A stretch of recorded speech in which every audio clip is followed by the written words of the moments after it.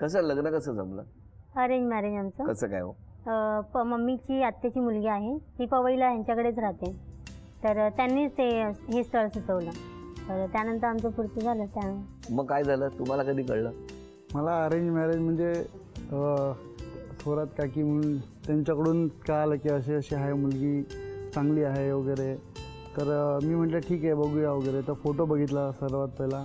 नंतर मग मी म्हटलं पहिलं मग मी फेसबुकवर सर्च मारलं. फेसबुकवर सर्च मारलं, खरं चांगली होती. मग मी तिथून म्हटलं आईवडिलांना म्हटलं ठीक आहे तुम्ही बोला वगैरे. मग त्यानंतर त्यांनी ही फोटो पाठवले अजून त्यांचे. मग मी माझा फोटो सेंड केला वगैरे. त्यानंतर मग बोलणं वगैरे चालू झालं. कसं बोलणं चालू झालं? फोनवर म्हणजे व्हॉट्सअपवर बोलणं चालू झालं. म्हणजे कसा मिळाला तुम्हाला नंबर? हिला बायोडेटातून भेटला, पण तो रॉंग नंबर भेटला, बहिणीचा भेटला. अरे देवा. मग काय थोडे दिवस बहीण पण तिची फिरकी घेत होती. आणि नंतर ज्यावेळी माहीत पडलं तिला की हा बहिणीचा नंबर आहे, मग ती बोलायला लागली सॉरी चुकून लागला. मी म्हटलं, बहीण बोलते तिला की चुकून नाही लागला, तुमचा कॉल बरोबर त्याच घरात लागला आहे, पण चुकीच्या व्यक्तीला लागला आहे. तुम्हाला माहिती होतं? हो, म्हणजे व्हॅलिड नंबर होता यांचा, तर मला वाटलं यांचा असेल, तर तो घेतला. तर मला बोलणं होईल, जरासं कळेल एकमेकांच्या गोष्टी. मग मी केला, तर नंदेला लागला फोन. तर मी बोलले, तर बोलले की नाही म्हणून बरोबर घरात लागला आहे फोन, पण चुकीच्या व्यक्तीला लागला आहे. त्यामुळे मी एकदम घाबरूनच गेले आणि फोन ठेवून टाकला. त्यांचा ह्यांचा नंबर मला मिळाला. नंतर तुम्हाला कसं मिळाला? मला बायोडेटा. मग कधी भेटले बाहेर? बाहेर तर नाही भेटलो आम्ही, लग्नानंतरच बाहेर जे गेलो होते, अगोदर नाही भेटलो. अरे आधी भेटले होते ना? नाही, घरच्यांना न सांगता? नाही नाही नाही नाही भेटलो. काय सांगता तुम्ही? जोगेश्वरला भेटले होते ना गणपती? नाही, नक्की? मग एकमेकांना बघितलं कधी तुम्ही? बघितलं आम्ही काकीच्या घरी, तो कार्यक्रम झाला बघायचा तेव्हा. मग तिकडे बोललो आम्ही एकमेक दोघं, एकमेकांची मनं जुळली लगेच. हो, म्हणजे बोललो आम्ही व्यवस्थित. अच्छा अच्छा. त्यानंतर मग झालं, आवडले मला पण. हो बोलले. का आवडले म्हणजे कसं काय? स्वभाव खूप चांगला आहे. म्हणजे कसं आहे? समजून घेतात सगळ्यांना. हो. आणि यांचा स्वभाव खूप चिडखोर आहे. काय पण बघा कसं मनातलं आलं बाहेर. खूप राग येतो? नाही, एवढा नाही. ह्यांना येतो राग. ते चिडतात की तुम्ही चिडता? नाही, मी शांत आहे, ते चिडतात. ते काय सांगतायत आपलं दुसऱ्यावर ढकलतायत? बरोबर, ते मी चिडते म्हणून सांगते. काय असं का करता? नाही हो, असं काय नाही. 30 दिवसात तुम्ही किती वेळा चिडता आणि या किती वेळा चिडता? जास्त तर हेच चिडते. काय चिडण्याची कारण काय असतात?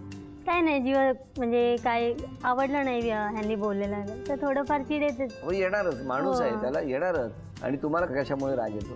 असंच नॉर्मली इकडे तिकडे काय एखादी गोष्ट चुकीची वाटली की मी लगेच बोलतो, त्यामुळे तिला राग येतो. आणि खोडी करणार मुद्दाम म्हणून, काही करत असेल काम वगैरे तर खोडी करणार काहीतरी, मग चिड येते. मग एकदमच हे होतं, एकदम स्वभाव लहानपणापासून मस्तीखोर आहे. घरात आले की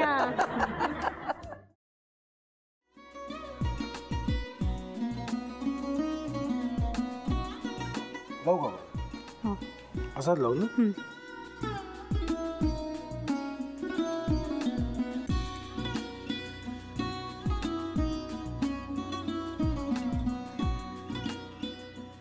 आता काय करायचंय? आता आपण ड्राय स्टफिंग दुसरं काय करणार आपण त्यात? आपण ह्याच्यात मेयोनीज न टाकता बाकीचे सगळे साहित्य टाकायचे. अच्छा, हे सगळं.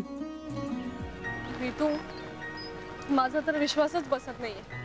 म्हणजे अगं बहिणी आमचं लग्न व्हावं म्हणून किती प्रयत्न करत होती, आणि ते सगळं करताना की शिवच्या आम्हाला माहिती पुरवते.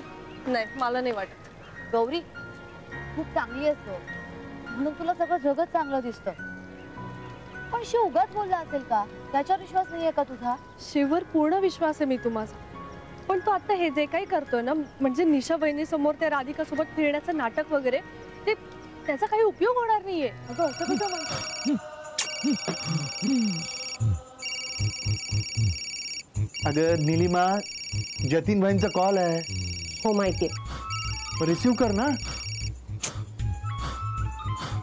अगं बघ, कट झाला. आता तू रिसीव केला नाहीस म्हणून ते मला करतील. अबघ पुन्हा आला बघ, घे बघू. हे एक ना एक दिवस घडणारच होतं. आता मला कळलं तुम्ही 2 दिवस झाले काय सांगत होता ते. बनू हे संकेत असतात आणि हे ठरवून येत नसतात. मी बाहेर तुमची वाट बघते.